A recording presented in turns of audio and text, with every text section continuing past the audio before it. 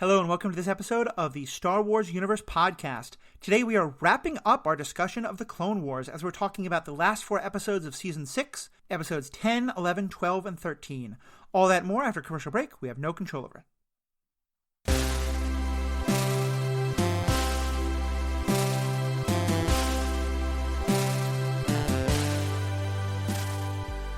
Welcome back. My name is Matthew. As always, for these discussions of Clone Wars, I'm joined by Riki and Sarah. How you folks doing tonight? Hello. I cannot even pretend to muster enthusiasm at this point. That's fair. This is a show that kind of ends with more of a whimper than a bang, although I think I like these episodes quite a bit. And just a note for those who are confused, because there is a 7th season. Because the 7th season came out fairly recently, Paul, another co-host of mine, and I already did a series of episodes on the 7th season of Clone Wars. I'll post a link to them. I know, I'm sorry. And I'd love to go back over them again, but because we have a lot we're trying to cover this year before we get into all the new content that's coming out, along with the new content that's already coming out, Bad Batch, which we will be recording episodes on every week, we decided we're not going to do season 7s. We're going to this is going to close out our time with the Clone Wars. We're going to then do a quick mini-series about General Grievous. Hopefully there'll be lots of coughing and lots of Kenobi. And then we're going to get into Star Wars Rebels, which I think all 3 of us have been super excited to do. Mm-hmm. But let's kind of just start by diving right into these last 4 episodes of Clone Wars. And I think this is a plot arc that was very intentionally meant to be a transition into Revenge of the Sith. And I'll give kind of a quick summary of it.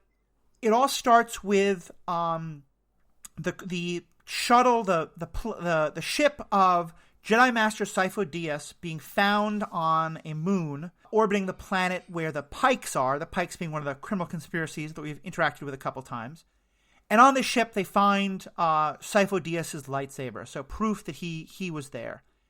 And this starts this whole mystery of trying to figure out how did Sifo Dyas die and why there are different understandings of it. And over the course of the mystery, we come to learn Sifo Dyas, in making the clone army, was pretty much to some extent either influenced by or working with Count Dooku and the Sith. And it raises a whole bunch of questions among the Jedi of, has this whole thing been a dupe? Has this whole thing been a terrible mistake? And how do we feel about the clones? And there's a lot of good discussion about that.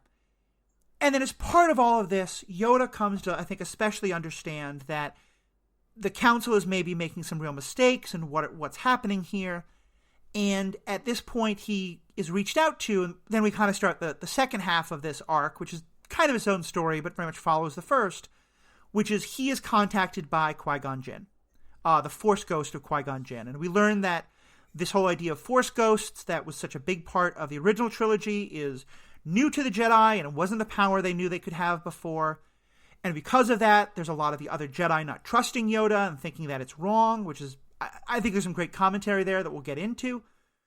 And Yoda kind of has to sneak out and goes off on his own with R2-D2, which raises a whole set of plot questions that we'll get into, and winds up having very much kind of the master is now the student, and he has to challenge his own dark side and recognize his own hubris, and go through a bunch of other trials, some of which seem very, plot important and significant, some of which seem deeply contrived.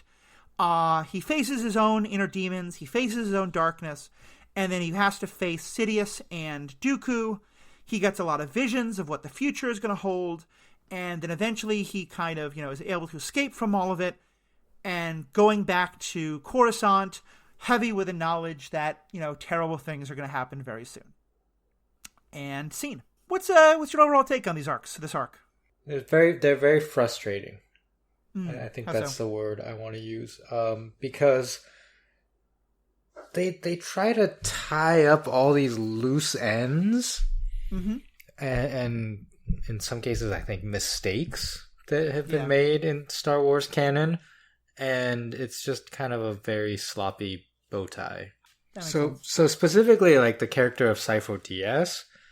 Originally, in the original script for Attack of the Clones, the Obi-Wan finds out about this right on Kamino when he follows Jango Fett, and the Kaminoans are like, yes, Jedi Master Sifo Dyas ordered this clone army for the Republic, And it's like, huh? What?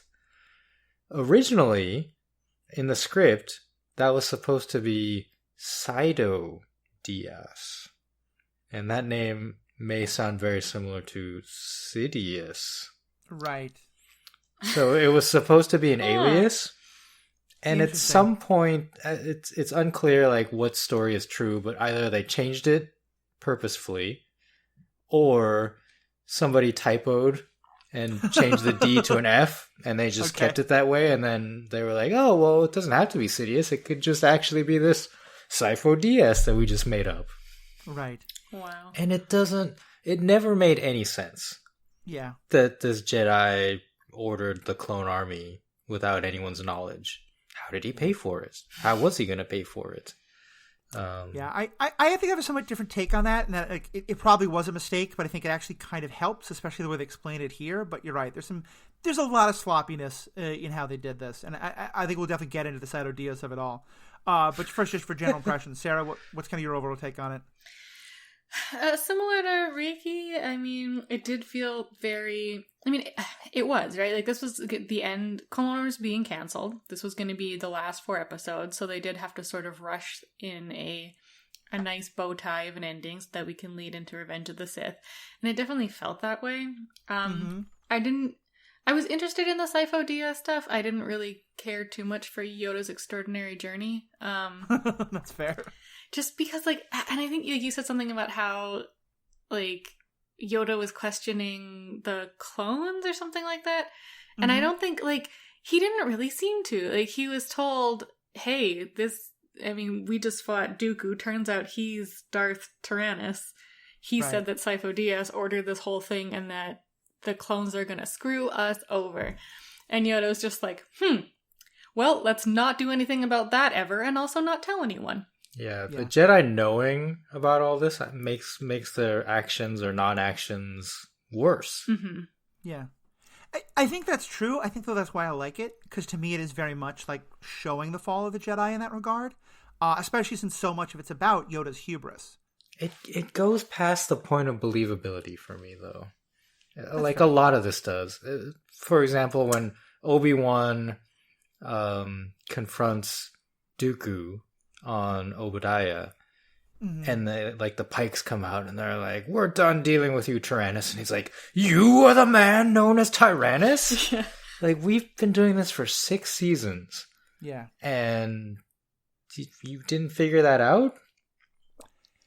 I think a lot of the execution is definitely very sloppy. I think it's interesting. I think I liked these a lot more than you did, because I thought some of the points they made were really interesting. But let's kind of get into it point by point, and I'll start with the Sifo Dyas stuff, because here's what I got out of it. And granted, I've also read the novel Plagius, which goes more into like the backstory of Sidious, Dooku, and Sifo Dyas' relationship to each other. But I felt like one of the things that the second movie, Attack of the Clones, leaves completely open is, and makes no sense of whatsoever, is Yoda and Obi-Wan discover that there's this clone army that no one ever ordered and is totally suspicious and makes no sense. But then they're like, YOLO, let's use it. Have this big battle, let's go ahead and use it. In this show, they introduced the idea that Sifo Dyas had been a Jedi Master and had been predicting many years ago that the Republic would need a massive army because a conflict like this was going to happen. And I felt like yes, it's somewhat clumsily done, but that did feel to me like it filled in that gap somewhat, because I can't understand the Council just saying like, oh, no idea where this army came from, let's use it. I can understand them saying, you know what, Sifo Dyas was right, and he took these steps, and we should have supported him, but even if he's gone now, he made this army for us, let's use it. Like, it still feels like hard to understand they would do it, but to me that's much more understandable. And like, I could understand that, but I think like where it verges into unbelievability is when like Anakin and Obi-Wan say like, hey, Tyrannus said that this is all, like, this is part of his plan, and like the army is going to backstab us, right? And like he set this up, not Sifo Dyas, or like he set this up and Sifo Dyas was working for him, and Yoda was just like, well, we have them now, so Yeah. let's just not tell anybody. And I think there is like a way to address that with like, well, I mean, Dooku was obviously lying to you. We knew Sifo DS for so long and he would never lie to us like this. Or like, we are in the middle of a war and can't just withdraw all these clone troops from everywhere. So like, let's be on high alert. But right to just be like, well, it's probably let's just try and finish the war before their evil plan happens. Is like not a really amazing strategy. There's a lot of sunk cost fallacy at work here. Mm-hmm. I was going to use the term pot committed. Yeah, basically same idea. The same thing. And I think for me the way it resonated as stupid, but also as tragic. Because what Yoda does say, like, yeah, but like the clones maybe came from a bad origin, but he says like, but they've proven to be so trustworthy and important. To me, it is tragic on two levels. One is because we've seen in the show that the relationship between the Jedi and the clones and the war and all of it is a big part of what's like not corrupting as in turning them to the dark side, but kind of like bringing about the fall of the Jedi. And of course also that we know that the clones are literally who will kill the Jedi and turn on them. So it just also has this tragic aspect of, Yoda's so convinced that yeah. But that's a good thing. Even then, like, ignoring previous information, right? Like, because they were talking about these suppressor chips that Sifo DS ordered a few episodes ago.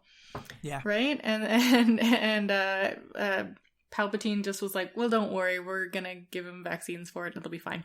And like, they're just like, yeah, no, that certainly won't be a problem. We did just have a clone kill a Jedi, but let's not worry about that. Let's not also like tie that with the information that like maybe Sifo DS, the dude who ordered these chips, could have been manipulated / was in on this conspiracy, right? It just, I don't know. It feels like the version I would have wanted to see play out is that the Jedi find all this out and they say, we have to stop this, instead of we'll just ignore it or like hope for the best or whatever they do. The Jedi Council tries to stop it, but the Senate overrides them because the Senate like doesn't understand the Sith. Right. And they're just like, but we're winning the war. Like, why would we stop now? Yeah. Yeah, and then even when, like, Yoda was going on his, like, fantastic journey following the voice of Liam Neeson, which is great. Like, I did love that they brought Liam Neeson back to be Qui-Gon Jinn. That was amazing. That was a great bit. Like, it did seem more like this inner struggle for Yoda to seek this, like, Force Ghost power. Like, he'd almost, it seems, forgotten about the whole, like, are the clones going to murder us bit, right? That gets dropped pretty fast. Yeah, I mean, there are parts I liked. Like, this is how Yoda finds out about Dagobah. That's cool. Like, that's something we've always wanted to know, right? And the whole idea of the dark side tree. Right. But other stuff, like, Yoda point blank asks Qui-Gon Ghost, hey, so who's the Sith Lord? And he just kind of like sidesteps it. Yeah. Like he knows, but yeah. Yeah. I guess here's the reason why Yoda and all the Jedi Council's activities here make sense to me. And this might be because I have an interesting insight, or it might be I'm 100% projecting. I'm not sure. But when I look at the story, and I know this is a metaphor I've used before, but I felt kind of vindicated because Luke brings up this exact metaphor in Last Jedi. What I see is religious hierarchy.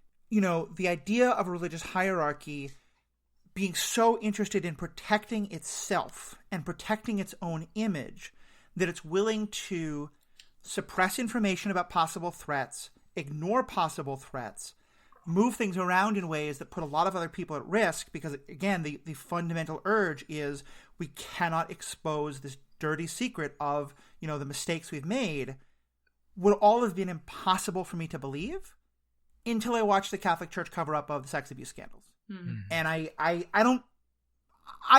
wonder if that was a little bit part of the thinking there, because to me there are so many mirrors there of, and again, I'm not trying to make light of in any way of what was obviously an incredibly serious, horrific scandal and horrific situation. But to me, that's kind of the lens that I see it through, of that this is a group that has for literally thousands of years, had the entire galaxy look to them as the defenders of peace and justice. And everyone thinks of them as, these demigods almost. And we've seen in like the last couple of episodes, in the last couple of seasons, more and more of the Jedi realizing some of the people don't see us in that light anymore. And our mythology is fading, and they're starting to see us as flawed. And especially given that so much of the rest of the arc is about Yoda's hubris, I guess I find it hard to swallow, and I hate to see it, but I guess that's why for me it makes sense that the Jedi would act this way, that it is still within the realm of credulity because of that idea of like they're just so focused on keeping their own majesty and respect in the eyes of the public that they're willing to kind of do anything to cover this up. I think that's believable. Mm-hmm. And if there had been more dialogue to support that point of view, I feel like I would be more positive on this arc. But it just, there wasn't like a conversation like that of the Jedi saying, well, we can't tell the Chancellor or we can't tell the Senate. Like, this makes us look bad. Like, we've been wrong this whole time. Instead, I think they specifically did say that. Didn't they specifically say, like, we can't let the public know what this will create a crisis in confidence? And that's why they justify keeping it secret? Yeah, okay, so at the very end? Yeah. I guess, was it Mace? Did Mace say that? Yoda says it, and Mace kind of questions it a bit, but then Mace agrees. Yeah, I mean, okay. I think that does make sense. It just, I don't know, it just felt like for most of it, the Jedi Council was just ignoring it, or just like pretending like it didn't matter. Yeah. I mean, I think it's where we definitely see the inconsistencies of the writing. That the Jedi care about it exactly as much as the plot demands they care about it for that episode.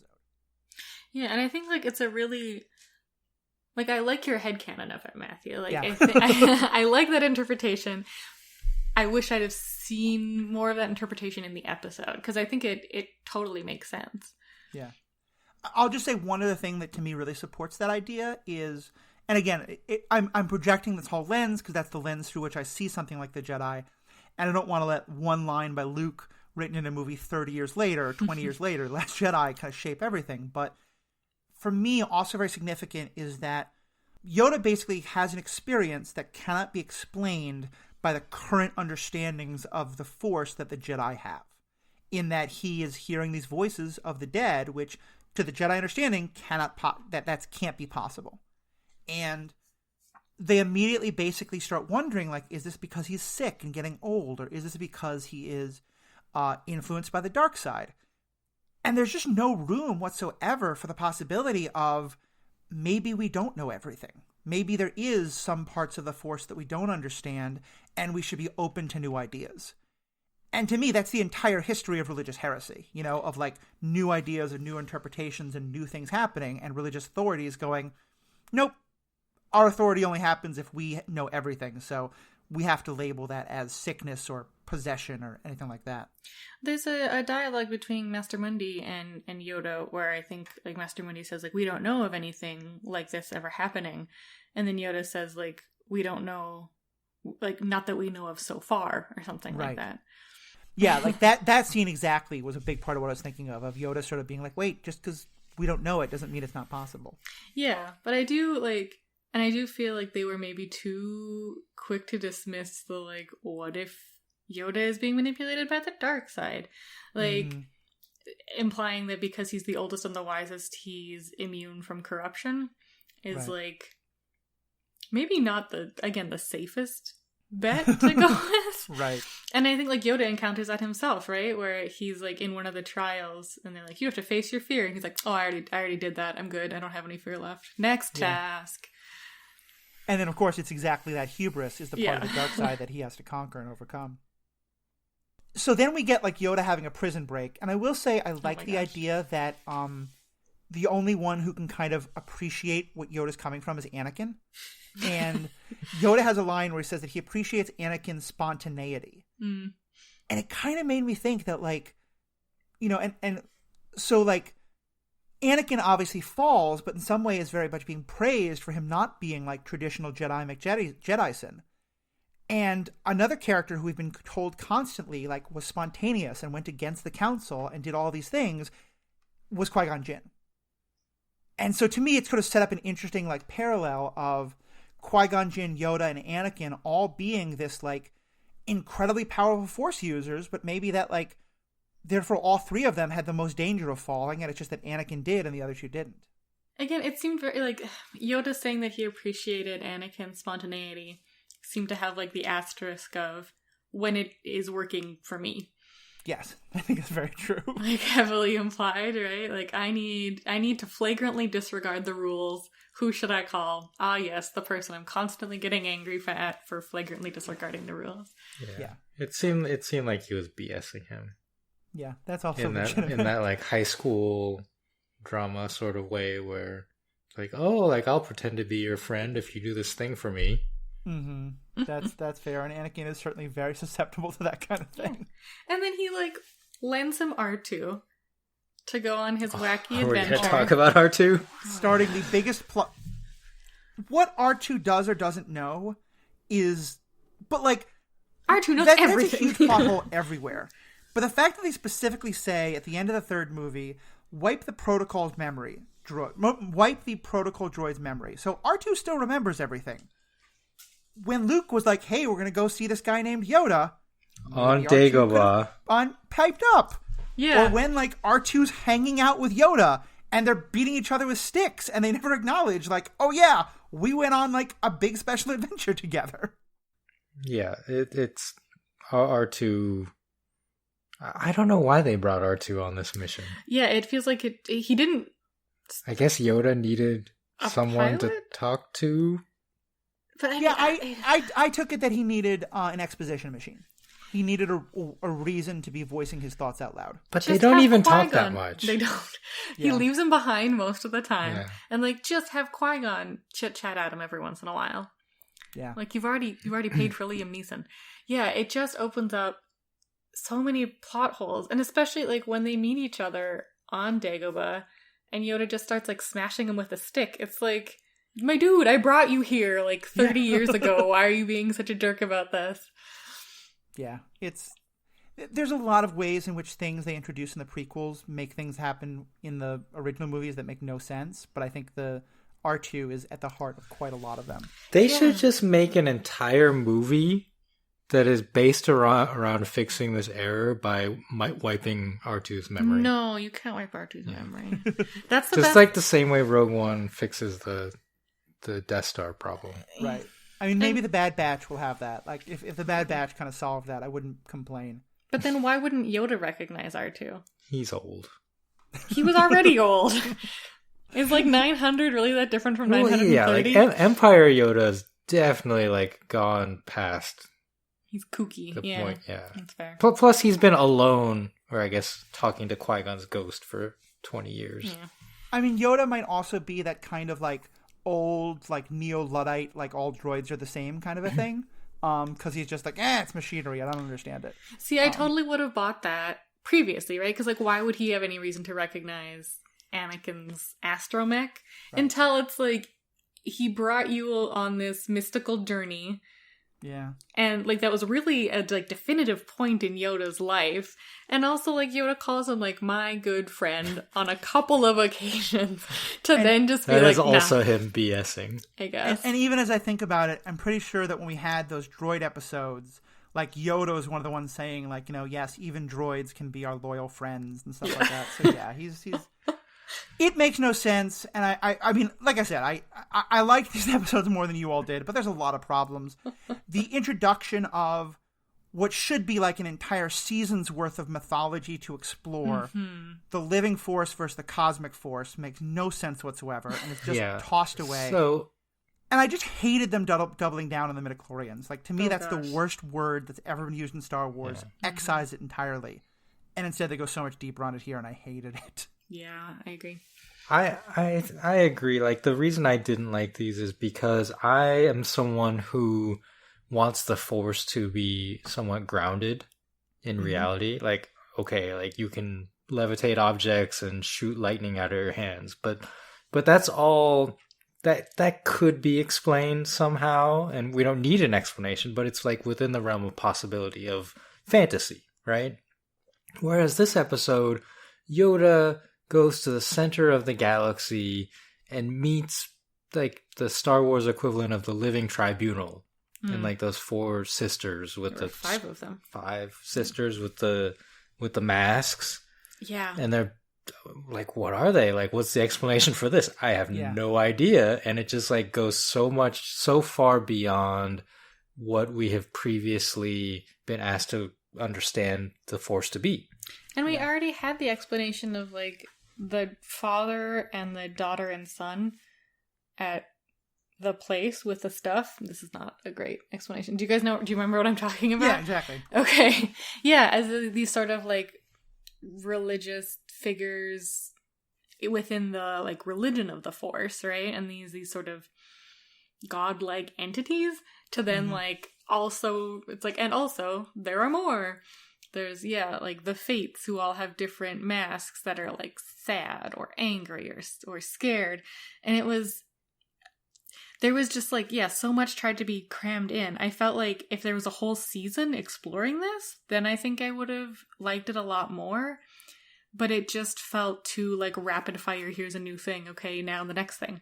Like they had all these ideas, and instead of like saying like, okay, maybe we have to relegate some of these to novels, or like we're just going to trim down this story and only show one aspect of it, they tried to like cram it all in at the very end. Yeah. I think that's definitely true, and I think it's one of those things where I think like you said at the beginning, Riki, they're trying to fill in the gaps of the prequels, and in some cases I think they do a good job, and in others I think they just make it much worse. Like to me I think the thing that really just makes no sense is Yoda gets into a battle with Darth Sidious where he's hearing Sidious's voice, and Sidious has a hood up. And the show Arrow already had this problem, and I hated it there, but there's a conceit in action, sci-fi, space fiction type things that if you have a hood in front of your face, you can have it far back enough that you can still see, but no matter how many crazy athletic things you do in a fight, it will never fall back enough that someone can recognize who you are. And that is nonsense. Yeah. And you just have to use the Batman voice. Yeah, and no one will recognize your voice. But not even that, but like Yoda sees like so much of what happens. He sees the Jedi try to go and arrest the Sith leader, even if he doesn't know who it is, and all get slaughtered. He sees the beginnings of like the clones turning on the Jedi, and it just doesn't work. Like if this was kind of like what happens in season 7, which I don't want to spoil anything, but like where it's set to be timed where Yoda gets this information and it's too late, I could sort of buy it. But this all happens before Revenge of the Sith. So Yoda's sitting in the council knowing all this and never speaking up about it. And it just, there to me, any believability falls completely apart. Yeah, and I think there's a way to get it to be like, okay, Yoda learns the powers of how to be a Force ghost and maybe has these visions, but is like when he, before he goes on this journey, he put him in like a sensory deprivation tank. And he kind of like meditates into this realm with Qui-Gon Jinn's voice, who tells him that he must go to the Dagobah system. And like if they left it in that, like in sort of like Yoda's in this meditative state and he's going on this journey, but it's like internal, he's not physically going to these places. Right. And like even like this battle with Sidious, if it was like just one of these like visions or something like that, then the whole hood thing makes more sense. But yeah, the fact that they had him like physically go there and do these things, I think strips back that layer of believability, because if you just have it as this sort of mental journey, that the battle itself was in his mind at the end with Sidious, doesn't he like send Dooku? That part was all it was all very hand-wavy, like we're sort of going to be in the same place and sort of not, and it's all through the mystery of the Force, and none of this will make any sense. Yeah, well, I thought it was like a Kylo and Rey situation, but... No, so what happens is Sidious and Dooku are standing around that, whatever, the Sith bowl of water. Right? The cauldron. We'll call it the cauldron. The Sith cauldron, because they're basically like doing witch stuff. And then they like reach into Yoda's mind and create that fantasy where Yoda and Anakin and the clones are going to arrest Sidious and Dooku at the cauldron. Yes, and they're like, what? This was your idea. Why are you... Yeah, okay. Because then at the end, after Yoda and Sidious are falling, they basically wake up. Oh, okay. Right. And Sidious is like, well, we failed to defeat Yoda in his mind. But if it seems like that it all doesn't make much sense, I think it kind of goes to what you were saying before about like they claim an explanation for it, but it doesn't fit anything else we know from before or after about how the Force does or doesn't work. Yeah, but he's it's actually very much it's very much a like we're going to invent this power for this story and then never think about why it's never used in anything else or how it contradicts other things. Yeah, and he does actually like hop in the little vehicle and go to Dagobah and then to like the center of the Force in the universe. Yeah, and like that stuff's all real. Okay. Yeah. And then like he also encounters is he for realsies encountering Mark Hamill as original Sith Lord at Darth the tree? Bane? Yeah. Yes. Okay. So I didn't realize that was voiced by Mark Hamill. That's Darth awesome. Hamill. Yes. Yoda goes to the Sith planet. Yeah. And that's where Sidious like reaches into his mind because he like senses it somehow. He's like, Yoda is at the Sith planet, so we can attack him now because like our powers are strong there or something. Okay. Reasons. Yeah. Again, I don't think we need to spend too much time trying to explain it because I just don't think it's ever going to make sense. No, we should just appreciate the action bits. The action bits with Sidious and Yoda fighting, I really enjoyed all that. And there was a nice moment where Sidious says something to Yoda about Anakin, right? He's like, he's the key to everything. Like, if you just let him die, then you will defeat me or something like that. And he's just like telling the truth. Yeah. And Yoda this is also when Yoda encounters not real Ahsoka, right? And is like, and she's like telling him, why did you make me leave the... Yeah, I think the idea is that those are kind of manifestations of Yoda's fears, and honestly, I really liked that part because I think it speaks to, like, to me, I keep going back to what it shows about Yoda's hubris. Throughout every property, Yoda has always come across as like the wise old man on the mountain, and I say that acknowledging that's a very problematic like term and trope, and that's kind of the point, is that it's, he's unquestionable, he can do no wrong. Everyone is like, oh, if Yoda thinks this, then of course it's fine.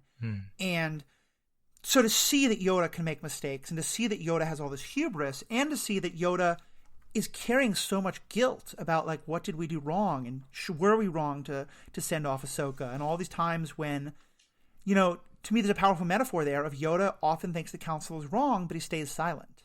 And like, what, how does he feel about that? To me, it gave him a lot more character in ways that I did really appreciate, even if the way it got there was sloppy as hell. That's fair. Yeah, I liked that Ahsoka moment. I also like, speaking of battles, going back to the Obi-Wan and Anakin go to visit the Pikes part at the beginning of this, I really liked their battle with Dooku / Tyrannus.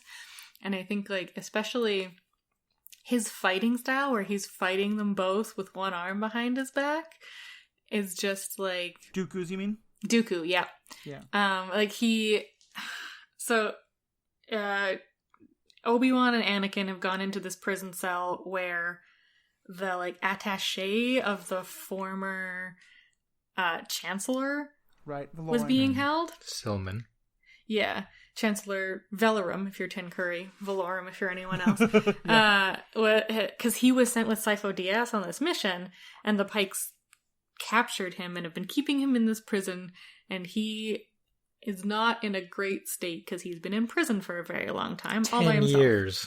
Yeah, a decade talking to his little grub friends. That'll do something to a person. But, so Anakin and Obi-Wan are, like, chit-chatting with him. Meanwhile, Dooku, like, they find out that that the Jedi, basically, are investigating Sifo Dyas. So Dooku is sent there, and he's, like, marching up through the prison, and, like, encounters him at the cell, and, like, Anakin comes out first, and, like, Dooku does this sort of, like, parry move, and then kind of stands and waits at the door for Obi-Wan to come out to like almost in this like preemptive stance, knowing exactly where Obi-Wan's gonna hit him so he can like parry that move.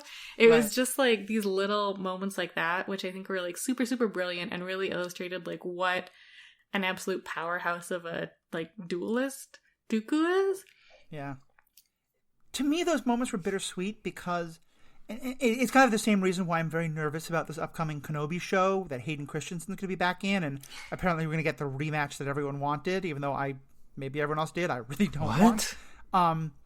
Yeah, in the Kenobi show, we're going to get a rematch between Darth Vader and Kenobi that apparently, according to Kathleen Kennedy, everyone wants. Which no, nobody wants that. Well, and to me, the reason I don't want it is the same reason I don't want here.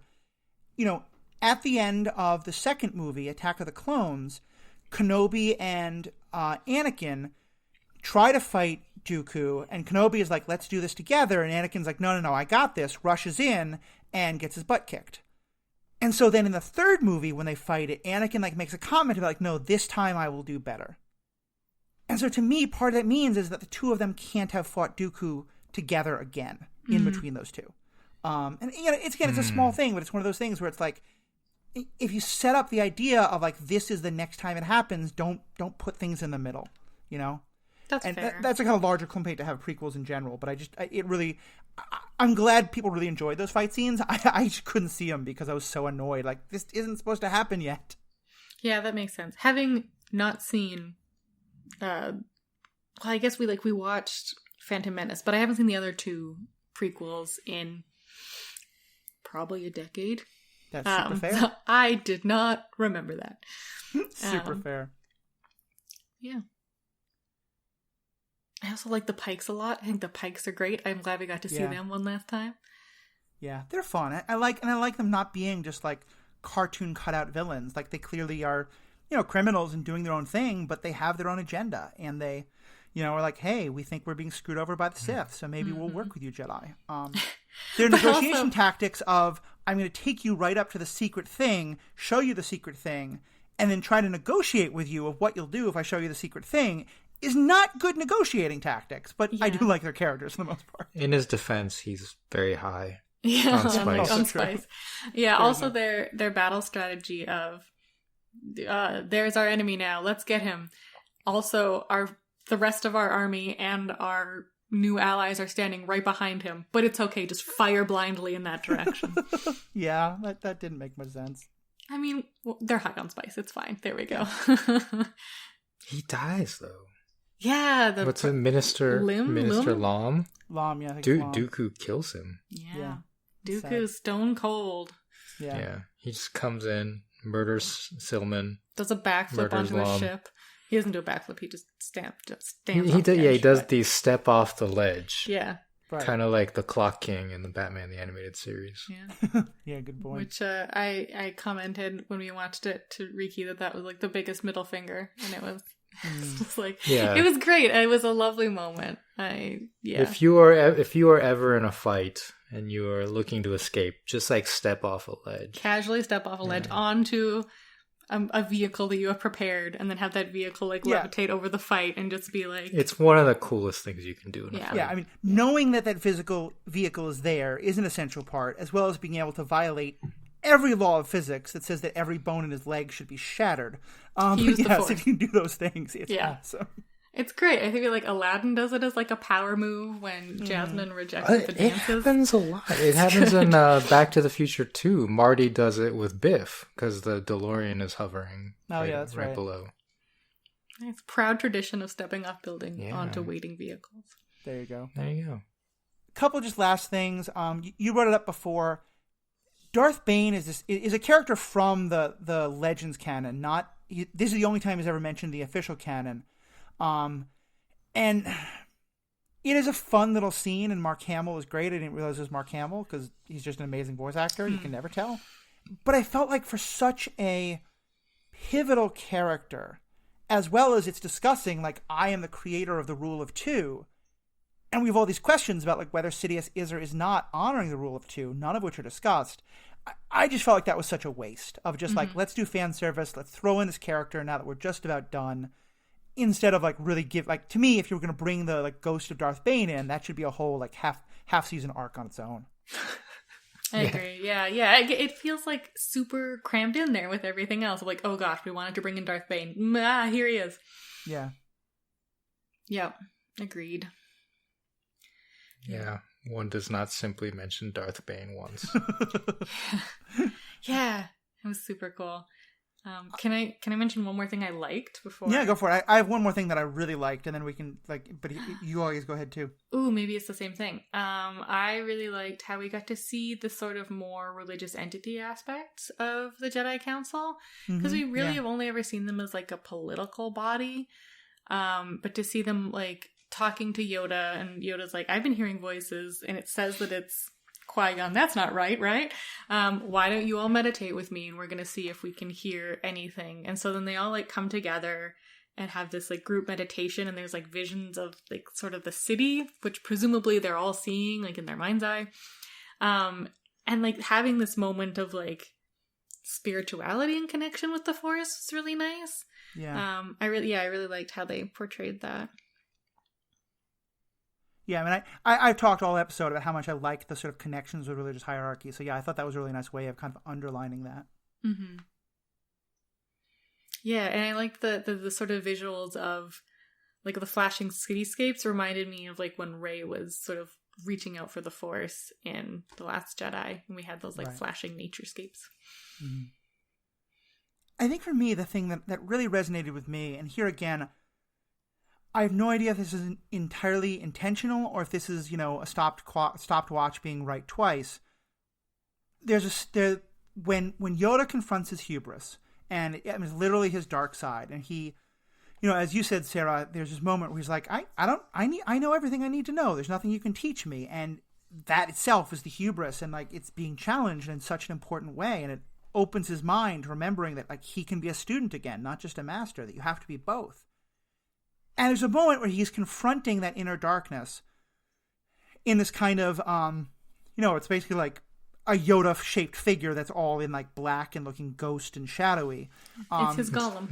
Yeah, it's his golem. And I will say it's voiced by the same person doing Yoda, but with an attempt to be kind of like, rah, ha, ha, which is great, except sometimes it sounds like Grover, which took me out of it somewhat. No. But here's the part that I loved.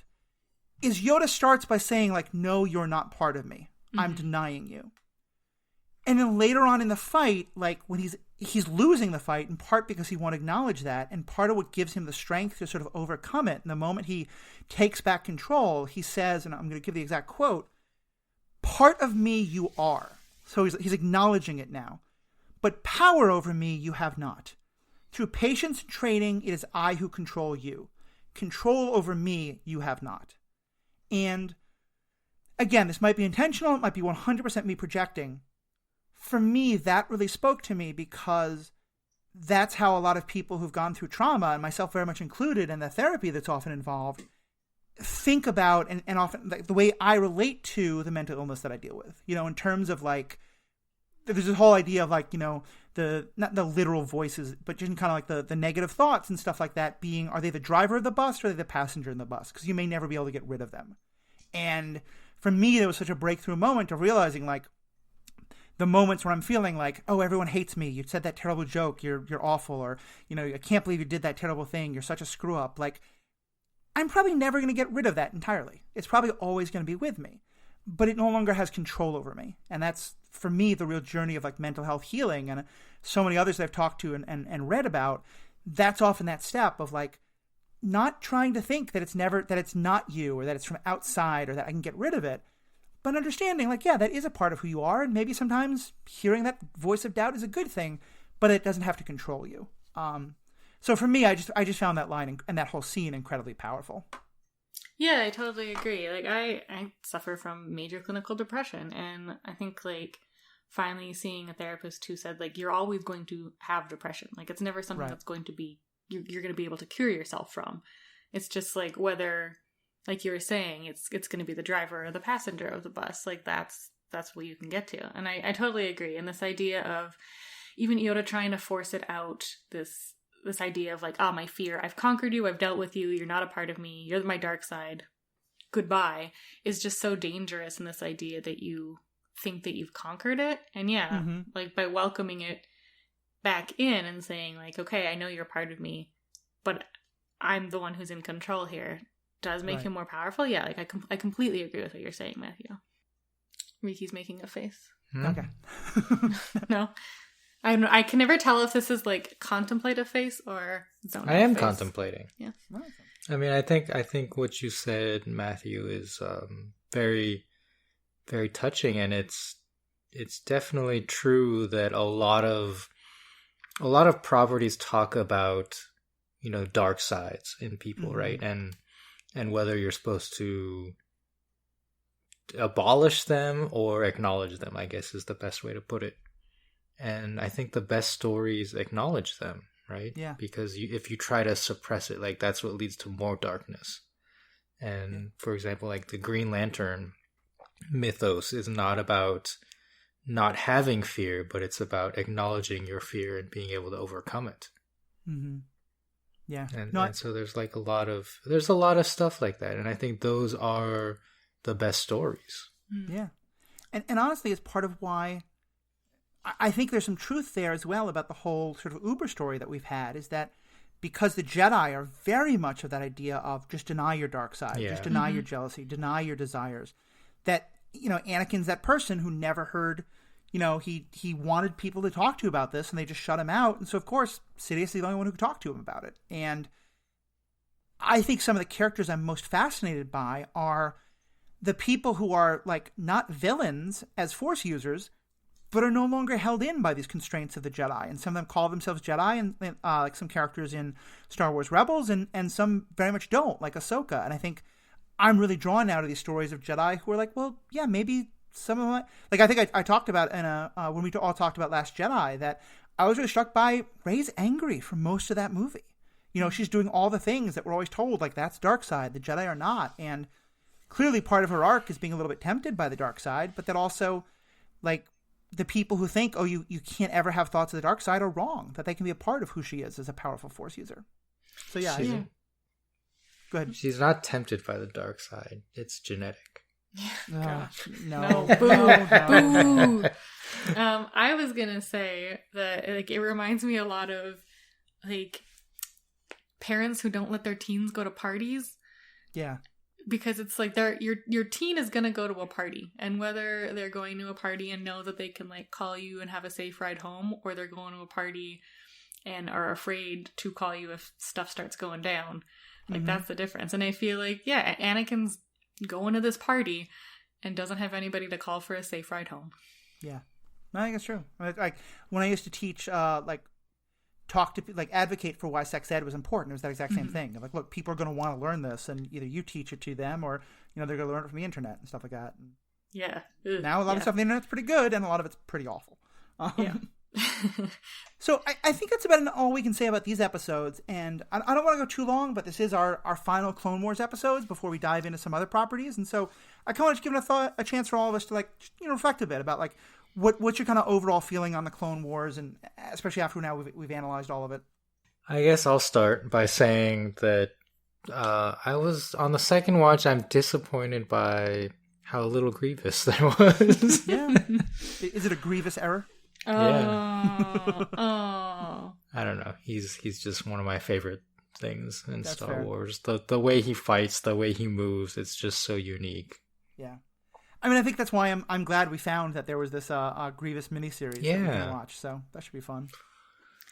Yeah. I really liked it. I still think the 7th season is maybe the best season. So if you're, like, listening along with us and haven't watched the 7th season yet, my goodness, go watch that and listen to the episodes of Matthew and Paul talking about it. But yeah, I think it's just really great to get more Star Wars stories. And even if some of them weren't the best, there were lots of, like, really good moments, lots of fun characters, Hondo and Cad Bane.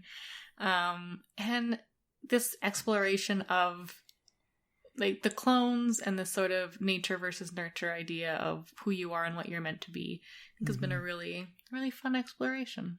Yeah. Everything with Maul was fantastic. Oh, yeah. He is also one of the best characters going on.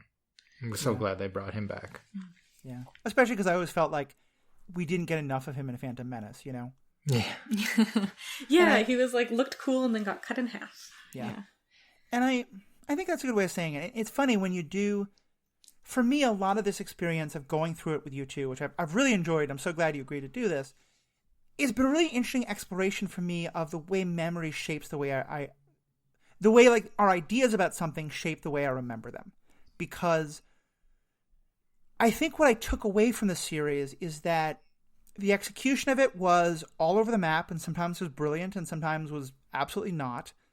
But that it did fill in a lot of gaps in the universe. And I feel like my overall knowledge and understanding of and love of Star Wars, honestly, is deeply informed by these stories.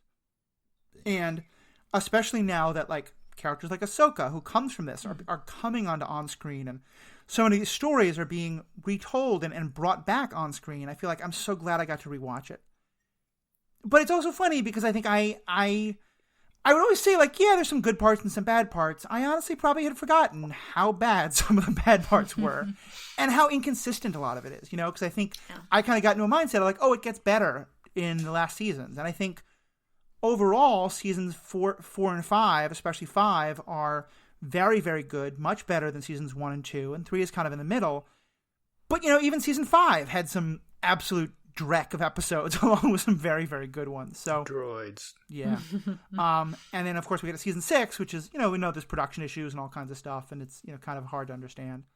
But yeah, I'm really glad we got to do it. I hope for the listeners that this either gave you a chance to remember things you love, or even more so to, if you haven't seen these, I hope we really gave you a chance to learn about what was important and to learn the big deals and to give you sort of better grounding, because I think with an Ahsoka story, with a Kenobi story, where we'll probably have a lot of his story from this show, this is going to, the Clone Wars is going to become much more front and center in the Star Wars universe. And so I'm just glad we got to go back over it. And I hope people really got a lot out of it.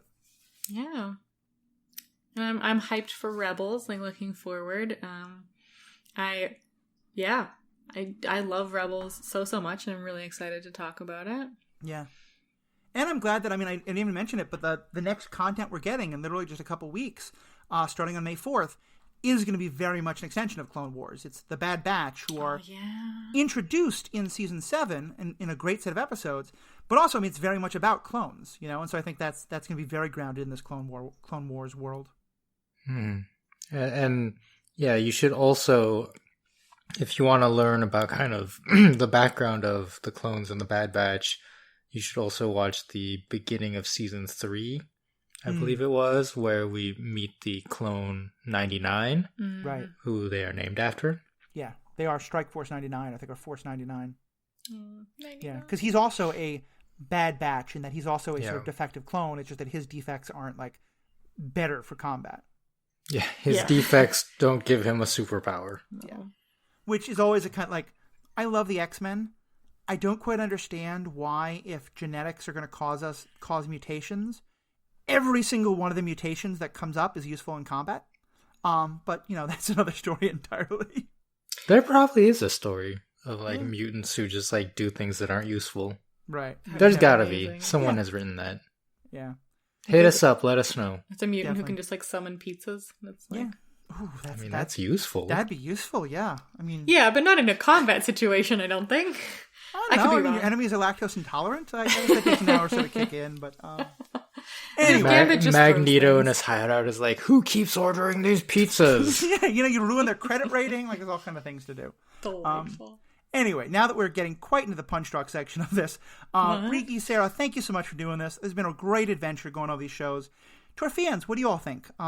I really especially love to hear from folks who haven't seen the shows and kind of curious, like, what did you get out of kind of our retake of it, and how are you feeling now about the Clone Wars stories coming back into things? But also for folks who know these shows and love these shows, would love to hear what you all think. You know, let us know what you think, agree, disagree on these last episodes or just the Clone Wars in general.